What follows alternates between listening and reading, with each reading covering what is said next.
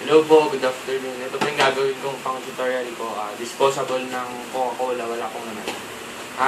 Tuturo ko po sa inyo kung paano gumawa ng lalagyan ng mga candies or coins. Po, ganito po gagawin.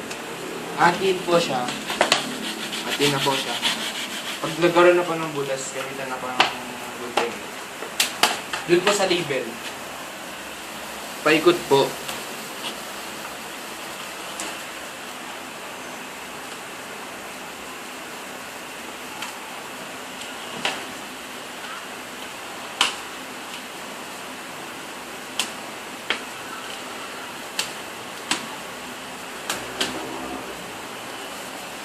Dapat po medyo maingat ang pagano dahil nasisira po yung linings.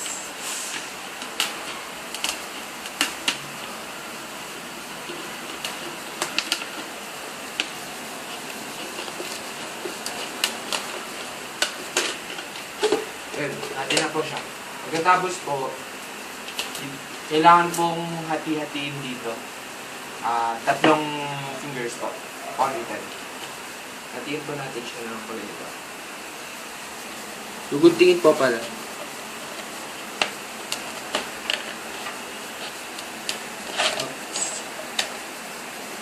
Ito na po siya pagkatapos na guntingin. Pagkatapos po na gunting yung lines, ito na po siya. Fold mo po siya pa ganito. Yan po. Hawakan po siya dyan. Dito po.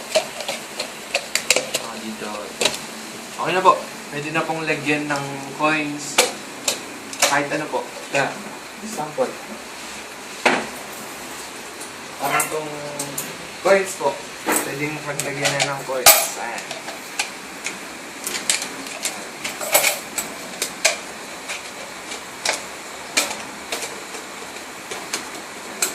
Okay na po. Thank you.